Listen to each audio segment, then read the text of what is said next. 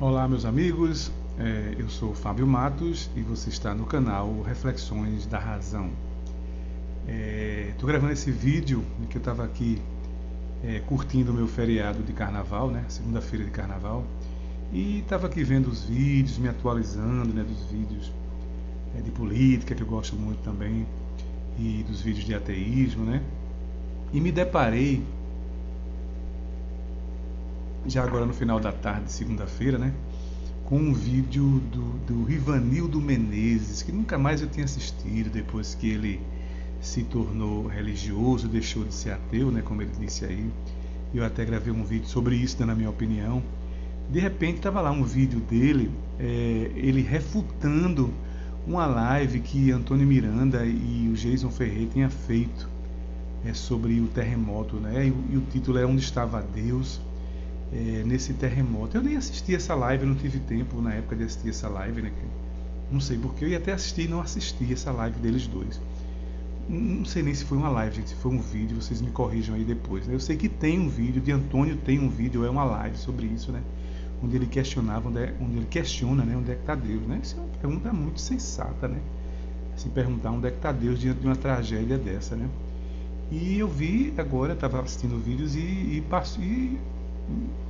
apareceu, né, na sugestão que o YouTube dá para se assistir, né?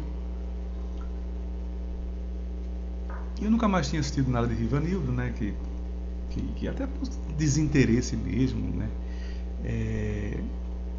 Nos assuntos que ele está abordando, de terraplanismo, parece que ele aborda terraplanismo, né? E então eu já nunca mais tinha assistido nada dele, mas por curiosidade, por não ter o que fazer, né? Eu fui assistir, né? E isso me aguçou a fazer esse vídeo de hoje, esse react, né?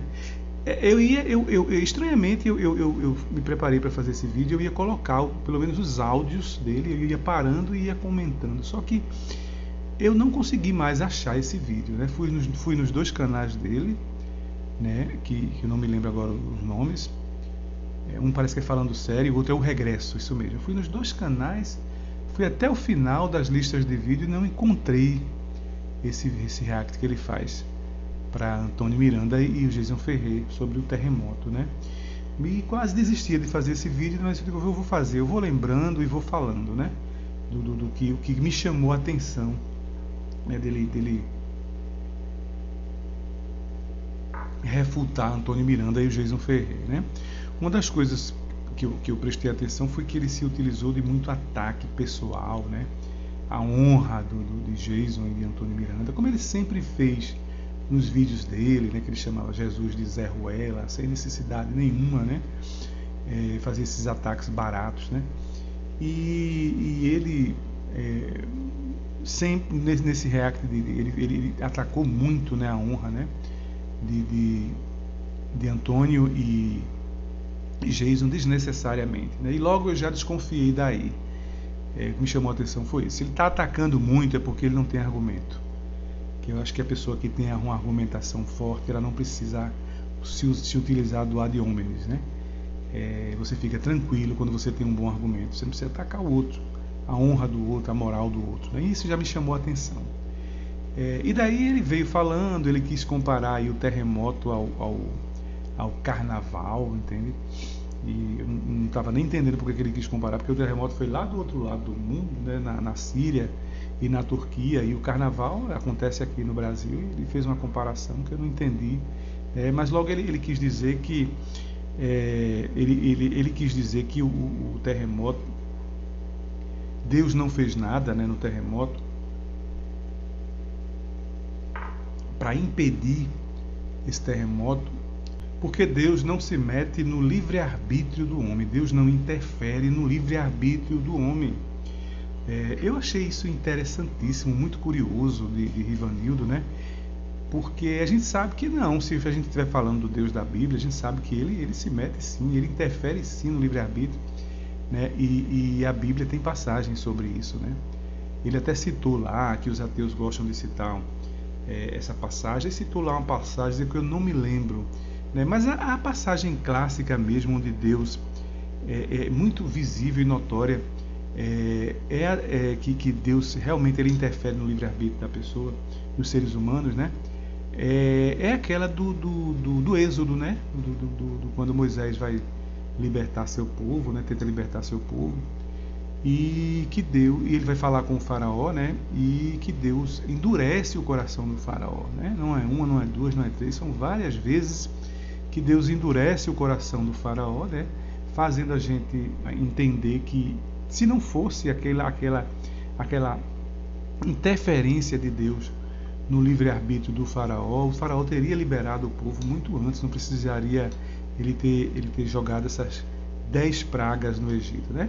Mas Deus fez isso de propósito, inclusive parece que é dito no final da história que Deus fez isso para que essa história fosse contada, né, nas próximas gerações, entende?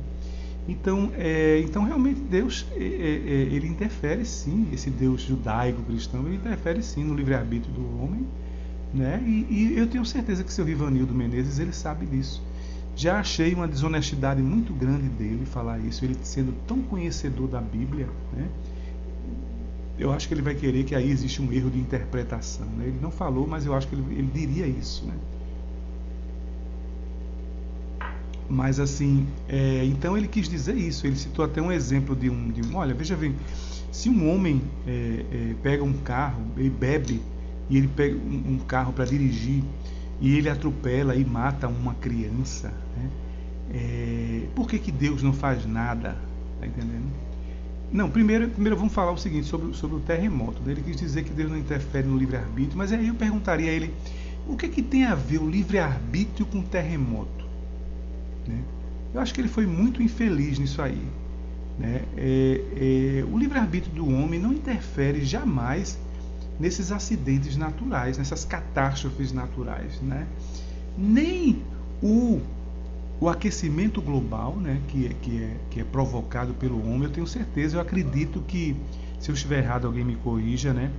Isso não provoca terremotos na Terra. Isso provoca, eu acho que tempestades, né, furacões, mas terremotos, até onde eu sei, são acomodações de placas tectônicas, né, que ficam lá submersas embaixo dos continentes. E isso não tem nada a ver, né, com o livre-arbítrio do homem, né, com o querer do homem. São grandezas, são forças naturais muito grandes que o ser humano não consegue interferir, a não ser medir essas forças, né? Até hoje nós não conseguimos intervir, né, nem impedir que terremotos aconteçam, né?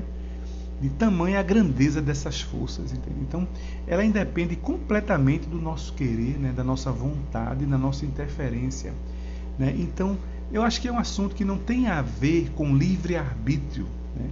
Mas eu acho que ele quis dizer que assim, por conta da maldade do homem, então Deus permite que isso aconteça. Então Deus até provoca, né, esses terremotos para punir o homem. Mas aí, vejam bem, ali naquele terremoto tinha todo tipo de gente, né? Tinha crianças, tinha bebês, tinha recém-nascidos, tinha mulheres grávidas, né? Aí Deus não é contra o aborto, né? Foram 44 mil mortos, até onde eu sei. Até semana passada, quando eu vi os jornais, estava em 44 mil. Quer dizer que todas aquelas pessoas, será que elas mereciam morrer daquela forma terrível, né? Que é soterrada, né? Eu vi agora ontem na televisão um bebê que ficou vários dias, né, sobre os escombros, respirando poeira. Depois ele foi resgatado e teve que ir direto para um hospital para se tratar, né, com infecção pulmonar. Imagine o quão terrível não é uma situação você ficar soterrado. Teve um homem agora que parece que passou 13 dias, foi 11 dias soterrado. Eu acho que num buraco sem luz, né? Deve ser um pânico terrível. Inclusive eu vi no jornal que crianças que ficaram soterradas estão tendo que ter acompanhamento psicológico porque não conseguem dormir, entende? Ficam apavoradas. Quer dizer, fora, né, as feridas, né, que provoca quando as pessoas sobrevivem, né? Ainda tem as feridas psicológicas, né, que um terremoto pode causar na vida de um ser humano, que, como eu estava dizendo, independe completamente da nossa vontade, do nosso livre-arbítrio, né? A não ser que Deus, enfurecido, ele provoque o terremoto, né? para punir, se a gente for pensar assim como eles, né? Mas aí depois ele veio citar um exemplo de se uma pessoa quando bebe, que ela se embriaga e em seguida ela pega um carro para dirigir e ela atropela uma criança, né? Diz que é um exemplo que nós ateus gostamos muito de citar, né? Nós somos muito desonestos. Eu não sei onde ele vê desonestidade nisso, né? Ele falou até outros nomes também, em gostar de citar, né? Como se nós temos curiosidade de saber, né? De acordo com esse Deus que livra as pessoas do mal, né? A própria oração do Pai Nosso diz: livrai-nos do mal. No final não diz isso, né? Então ele veio citar esse exemplo, né? Que Deus não interferia, né? Ele não livrava a criança, né? Que foi morta por um bêbado, né? Embriagado que pegou um carro, porque ele teria que interferir no livre-arbítrio do homem, ou seja, impedir, fazendo com que o homem não bebesse, né? Impedir a vontade dele de beber, para assim ele não matar aquela criança atropelada. Eu fiquei pensando, é só isso que Deus podia fazer? Eu achei tão pequeno esse pensamento de Rivanildo, que eu achei até desonesto da parte dele. Eu considerava Rivanildo um cara muito inteligente, né? Inclusive ele foi um grande influenciador meu, né? Devido ao conhecimento que ele tinha de Bíblia, né? E devido à inteligência dele também, né? Então eu pensei, ou ele está sendo desonesto, né? Ou ele não tinha essa inteligência toda que eu achava que ele tivesse, né? Será que Deus só teria essa única opção de não mexer no livre-arbítrio do motorista embriagado? Quer dizer, ele não poderia fazer mais nada por causa do que estaria preso a essa liberdade que ele dá ao livre-arbítrio. Aí eu lembrei logo de uma palavrinha que é muito parecida com o livre-arbítrio, né? E que parece que elas andam muito juntas, elas têm que andar juntas, né? Que é livramento. Existe uma palavra, senhor Rivanildo, chamada livramento, né? Nunca esqueça que essas duas palavras, quando forem, uma for pronunciada, a outra também eu acho que tem que ser. Livre-arbítrio e livramento. Eu acho que até o livramento é um antídoto do livre-arbítrio, né? Deus deu o livre-arbítrio, né? Eu estou aqui tentando raciocinar como eles, viu, gente? Você sabe que eu não acredito nisso, né?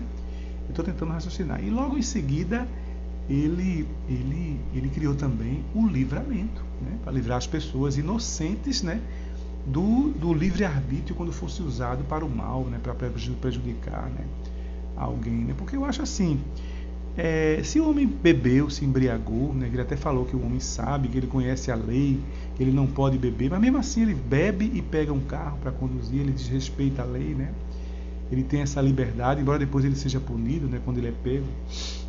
Então, se ele tem esse livre-arbítrio, né? Ele sabe que é errado, ele pode e ele faz do mesmo jeito. Então, aí Rivanildo fala das consequências, né? Mas as consequências deveriam atingir apenas ele. Eu acredito assim, né? Já que ele fez uma coisa que sabia que era errada, né? Então as consequências deveriam atingir a ele. Por quê? Aí ele quis dizer o seguinte, que as consequências atingem todos nós, né? É por causa do livre-arbítrio, porque ele não pode interferir, né? Mas aí eu diria o seguinte, e o livramento, né? E como é que fica a questão do livramento? Será que Deus só poderia ter feito isso mesmo, né? Não poder ter feito nada para livrar aquela criança por causa do livramento? Então para que existe o livramento, né? Tantas e tantas outras coisas, senhor Rivanildo, que Deus Todo-Poderoso fez na Bíblia, tantos feitos, né, que ele fez na Bíblia, né? Ele fez o filho dele andar sobre as águas, né? Desafiando as leis da natureza, as leis da física, né? Ele fez um mar se abrir, veja só, ele fez um mar inteiro se abrir, segundo a Bíblia, né? Veja quanto poder que ele tem, né? Então, será que ele não podia ter livrado essa criança, ter dado um empurrãozinho nela e o carro ter batido num poste ou numa parede sem ferir ninguém, né? Apenas ferisse o condutor, o infrator, né?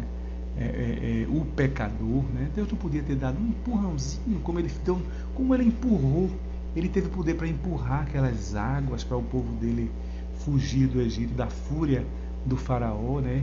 Quanta força ele não deve ter usado ali, um empurrãozinho para empurrar a criança que ia passando pela calçada, né, que ia para a escola, né, um empurrãozinho só, a criança caía, né, não se feria e o carro batia no poste ou numa parede, né? Então, ou então, vamos dizer assim, alguém, ele ter usado alguém, não, mas aí ele estaria usando o livre-arbítrio, né? Ele estaria interferindo no livre-arbítrio, né? Mas acontece tanta coisa assim, né?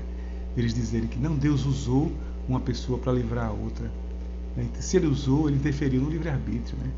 Mas ele podia ter usado uma pessoa que visse, e acontece tanto isso, né? E aí a pessoa ter puxado a criança, tirado da mira daquele carro desgovernado, né? Ou então, senhor Rivanildo, mais uma opção que eu vou lhe dar ao senhor, né? Para o senhor, se o senhor, não sei se o senhor estava com preguiça de pensar nesse vídeo, o senhor fez isso de uma forma deliberada, né? Ele podia muito bem ter deixado, né, que o carro atropelasse a criança, matasse a criança e logo em seguida fizesse o quê? Ressuscitasse a criança. Como ele ressuscitou quem? O seu filho. Não pensou nisso, né? Será que Deus também não tinha esse poder? Porque ele ressuscitou o filho dele, que o filho dele era inocente, né? O filho dele sofreu, segundo as Escrituras, todas as injustiças que os seres humanos podiam ter, né? Empregar ao filho dele. Ele passou aqui, foi torturado, foi morto injustamente por pregar o amor, né? E foi condenado a uma sentença capital, né? A pena de morte, né? Depois de uma tortura muito grande, né? Mas ao terceiro dia ele foi ressuscitado, ele foi trazido à vida novamente, segundo as Escrituras, através acredito que do seu pai, né? Então, por que não, né? Por que não Deus não tivesse, para preservar o livre-arbítrio, tal livre-arbítrio do homem embriagado, ele deixasse que a criança realmente fosse atropelada, que já seria uma coisa também cruel, que a criança iria sentir as dores, né, de uma pancada forte de um carro, até agonizar e morrer, para logo depois, em seguida, ou alguns dias depois, né, ele até usar alguém, né, e que ressuscitasse aquela criança. Deus podia fazer sempre isso, né? Seria tão fácil se ele fizesse isso, né? Da gente acreditar nele, né? A gente ter a certeza de que ele é poderoso e ele é justo, né? Aí eu acho que seria muito mais fácil, né?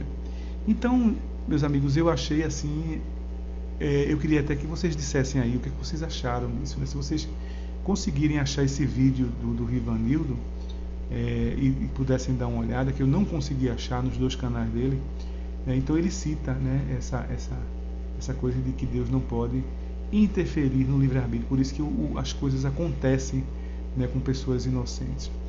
Então, para concluir esse vídeo, né, eu acredito que eu queria até ver os comentários de vocês. Vocês acham que Rivanildo ele foi inocente, né? Ele não conseguiu pensar como eu pensei, né? Em ter mais ideias do que Deus poderia fazer, e poderia fazer muito mais, né? Se vocês puderem colocar aí nos comentários o que Deus poderia fazer, né, para livrar essa criança, para livrar e outras crianças também, como eu cito muito também a criança lá de Caruaru, né, a menina Beatriz, que foi morta, estuprada enquanto participava da formatura da sua irmã na escola em que ela estudava, né? O cara pegou ela, levou para um quartinho, estuprou e matou com parece que 17 facadas, né? Também podia Deus podia ter livrado essa criança de alguma forma, né? Usando os seus poderes.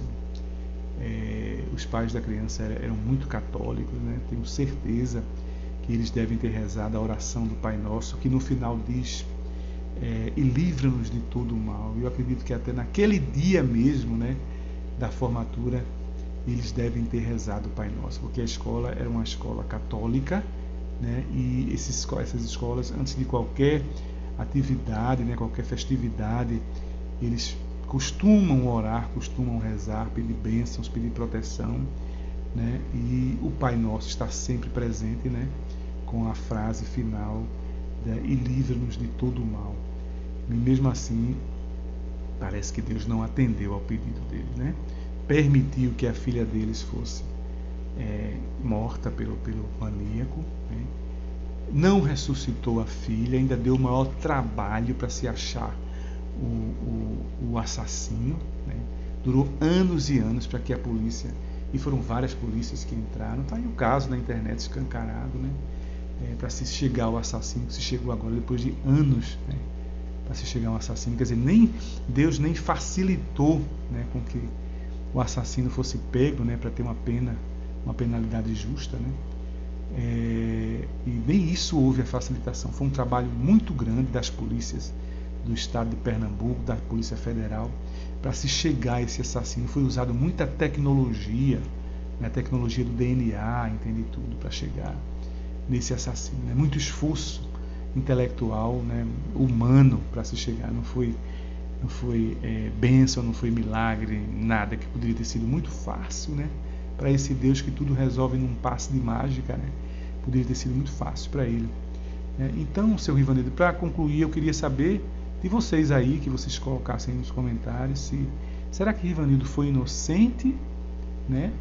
Ou se ele foi deliberado? Será que ele poderia ter pensado, ele sabe que Deus poderia ter agido de outras formas, ou ele inocentemente só citou a questão do livre-arbítrio? Será que ele esqueceu de citar essas outras opções que eu citei aqui no vídeo, né?